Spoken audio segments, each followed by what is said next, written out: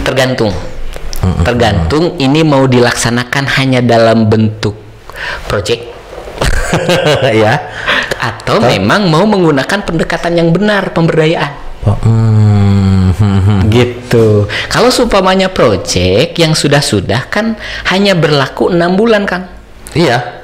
Sampai masa evaluasi project.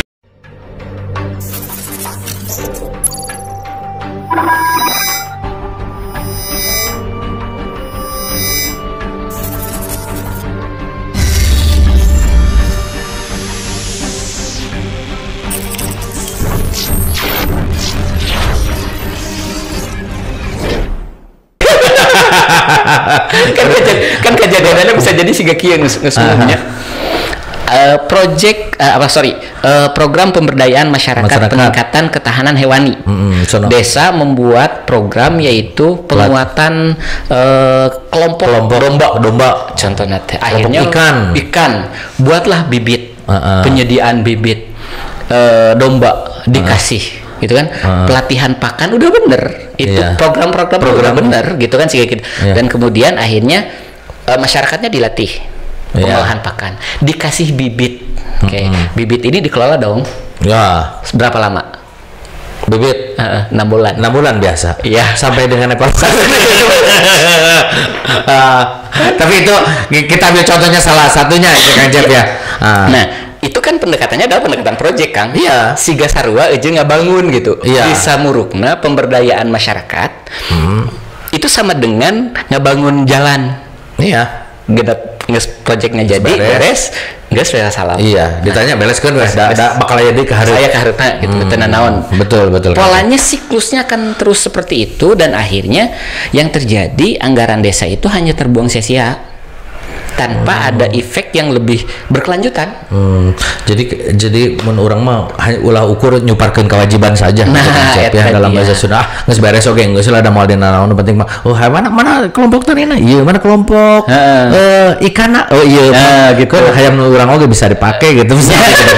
Iya, jadi hal tersebut ironis. Yang penting kan ambil laporan selamat, tapi mudah-mudahan kembali lagi ini kepada niat baik ya. Niat para pelaku di sana. Karena yang ada di desa itu kan bukan hanya kepala desa kan, ya? Kang, kalau saya selalu berprinsip, Holistika selalu berprinsip, niat baik pemerintah desa itu selalu besar. Iya. Gitu ya. Dengan mereka mau rela kemudian mengalokasikan, rela mengumpulkan kelompok dan mendistribusikan itu sudah niat baik, Kang. Iya, betul. Tapi niat baik saja tidak cukup. Jika cara dan sistem yang digunakan itu tidak tepat. Tidak tepat. Akhirnya akan menjadi salah. Iya. Seperti itu. Emangnya ketika mereka memberikan bantuan dalam bentuk domba, bibit ayam dan segala macam, terus bibit bibit tanaman gitu ya ke masyarakat, itu sudah niat baik. Kita harus apresiasi. Betul. Nah, tapi permasalahannya jika sistem atau pendekatannya yang tidak tepat, maka efeknya akan jadi pendek. Tidak berkelanjutan. Nah, bagaimana agar kemudian ini menjadi efeknya menjadi panjang? Maka yuk mari judulnya pemberdayaan masyarakat, gunakanlah pendekatan pemberdayaan. Nah, ini contoh model yang sedang kita coba implementasikan oleh Holistika Foundation gitu ya. Percontohannya kemarin memang di di Dayamanggung. Kalau Cilawu baru Dayamanggung, Kang. Saat ini yang memang sedang berjalan itu di Dayamanggung, Kang. Yang sedang berjalan, insya Allah sudah ada beberapa desa yang sudah siap bekerja sama dengan Holistika Institute. Amin. Mengembangkan model ini di Cilawu. Dan ada beberapa desa yang lain sebenarnya di Garut yang sudah mulai ngobrol dari hati ke hati dulu nih. Ada gitu. Karena feel-nya harus dapat dulu. Gitu. Jadi seperti tadi ya Kang Cep ya. Terima kasih ini dengan hadirnya Holistika Foundation ini kan ini mudah-mudahan desa membawa warna ya buat pemerintah desa. Bukan kita sudah apresiasi terhadap para kepala desa yang sudah menganggarkan untuk apa. Intinya kan saya yakin ini seluruh kepala desa pun ada niat baik untuk memajukan masyarakat yang kecil. Cuman langkah-langkah istilahnya mungkin kan belum tepat. Jadi silakan, mungkin tidak menutup kemungkinan buat kawan-kawan semua yang memerlukan konsultan lah, bisa konsultan betul. Di Holistika Foundation silakan bisa menghubungi nomor di bawah ini ya. Atau langsung aja ke Holistika Foundation atau melalui sana pelikula cenah rada murah. Enggak, assalamualaikum.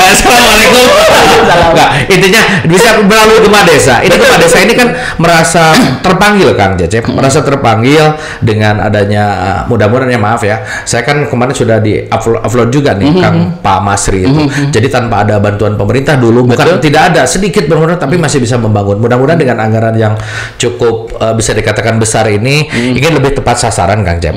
Khususnya dalam bidang UMKM. Jangan salah. UMKM kan? UMKM. Bisa salah UMKM jeung IKM teh bisa salah. Saya malu kan saya. Pas kita hafalin dalam bidang UMKM Kang Cecep. Mudah-mudahan ini Kang Cecep bisa membawa warna khususnya bukan Kang Cecepnya ya. Ini Holistika Foundation-nya bisa memberi warna, bisa memberikan apa maksudnya? Ketepatan arah lah Kang Cecep. Bisa membantu menjadi konsultasi siang malam pun siap ya. Insyaallah. Nah, siap ya. Nanti kita karena memang kita punya tim ya Kang. Bukan Kang Cecep langsung ya? Bukan saya. Kita punya tim, ya? Betul, malahan kemarin kita baru selesai melaksanakan MOU dengan salah satu universitas di Garut. Subhanallah. Nah, untuk lebih menguatkan program-program kita di masyarakat. Nah, sebagai review sedikit Kang nih, bocoran dikit nih, pendekatannya nih yang kita lakukan. Nah, pertama, itu kebutuhan UKM itu bukan hanya sekedar intervensi di teknologi, di produktivitas ya. Tadi dengan ngasih bantuan alat, dengan ngasih bantuan modal berupa bibit segala macam, itu hanya berbicara masalah aspek produktivitas Kang. Hanya aspek produktivitas itu Bang saja. Nah, ada aspek yang lain yang kemudian menjadi seringkali permasalahan UMKM. Yang pertama adalah aspek manajerial. Pengelolaan. Manajemen pengelolaan. Gitu kan? Nah, seberapa besar pun permodalannya kemudian dikasih, tanpa manajemen yang gede, yang benar, hancur konsumtif. Itu satu. Nah, yang kedua adalah aspek pasar. Karena banyak pelaku usaha yang produknya bagus, itu bisa masarkan. Jangan naon produk halus tapi itu bisa masarkan.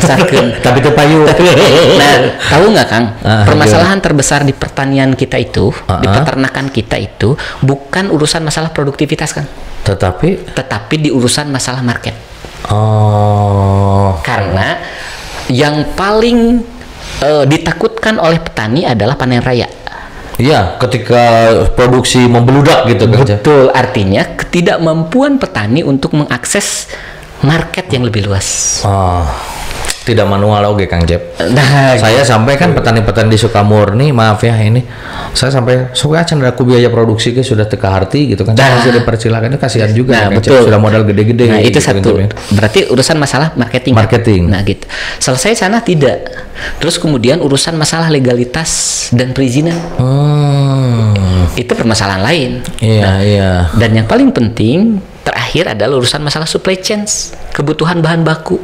Seringkali UMKM kita mentok ketika dia mendapatkan orderan cukup besar, kelabakan supply bahan bakuna dan kelabakan.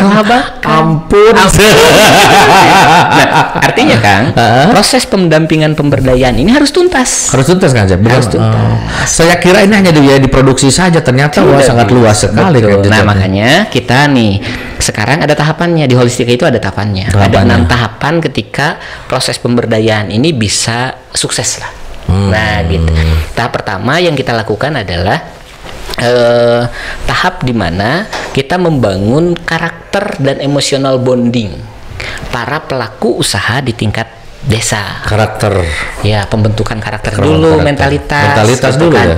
Mentalitas dulu yang disiapkan, mentalitas para pengusaha, bukan mentalitas para peminta-minta. Jadi maintenance diganti. Sebagai pengusaha bukan para peminta-minta. Sederhananya seperti ini Kang, kita tidak pernah dulu menekankan bagaimana si desa itu mencairkan bantuan jika masyarakat penerima bantuan itu belum memenuhi syarat-syarat. Betul. Harus syarat-syaratnya terpenuhi dulu, sehingga akhirnya kelompok-kelompok usaha yang di Dayuh Manggung sekarang itu, mereka itu mengeluarkan modal duluan, Kang. Udunan dengan berbagai macam cara. Aya nu nginjem teh mah gitu nya sih. Aya nu udunan teh mah, aya nu ngagunakeun kas RW.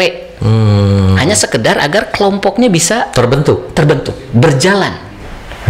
Jadi kudu jalan heula dengan ikhtiar dorongan diri sendiri. Iya. Jadi mental peminta-mintanya itu dihilangkan dulu. Gitu. Mental kemandirian justru yang kita bangun dulu. Nah, syarat ini ketika ini prosesnya panjang gitu. Saya ngedampingi dari Desember nih, Kang. Iya. Baru akan berakhir tahap ini di kisaran bulan akhir Januari. Desember 2021 ya? 2021.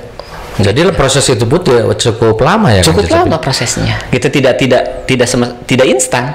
Gitu, walaupun kita memang ada beberapa strategi tetap harus proses ya. Betul, harus berproses. Tidak semudah membalikan telapak tangan ternyata. Iya. Nah, karena itu berhubungan dengan mental, kan? Ngebangun mental. Ini setelah ini nanti di bulan setelah mereka siap. Jadi ada schedule gitu ya? Ada schedule-nya, Kang. Ada tahapannya, ada schedule-nya. Setelah mereka dinyatakan siap, ya dengan beberapa indikator yang mereka sudah bisa penuhi, baru kemudian intervensi di teknologi sama penguatan produk. Ini tidak dalam bentuk uang cash yang kita kasih, Kang. Tapi intervensi teknologi. Mereka butuh alat apa? Alat apa yang dibutuhkan? Disesuaikan dengan kebutuhan. Artinya penyaluran dana itu tiap satu kelompok dengan kelompok yang lain akan berbeda. Sesuai dengan kapasitas usahanya. Usahanya ya. Betul, seperti itu, dan ini akan efektif. Gitu, dan karena efisien sehingga akhirnya dana desa tidak hambur kadieu itu jelas tepat sasaran. Nah, ya baik, Kang Cecep, ini biar penasaran kita tidak dibuka semua, kan? Tidak gitu sih ya. Jadi sudah dikasih clue saja. Ternyata enak sih pakai ini, kawan-kawan sudah difasilitasi oleh Gema Desa, sudah menghasilkan saya mau renan. Kalau kita bukakan semua sesuai ilmu sudah dapat semua, kan Cecep ya. Siap. Biar jadi penasaran nih kawan-kawan. Terima kasih. Ini sementara saya mudah-mudahan ini kalau banyak permintaan kita akan hadirkan lagi nih Kang Cecep. Tapi kalau dihadirkan lagi ini karena mau apa yuk Holistika Foundation. Biar penasaran aja kawan-kawan dimanapun ada pelaku usaha khususnya yang di Kecamatan Cilaw maupun dimanapun Anda berada, ini tidak menutup kemungkinan bukan hanya di Garut, silakan di luar daerah pun yang menyaksikan podcast Gema Desa ini silakan aja hubungi kami di sini di nomor ini ya. Oke ya.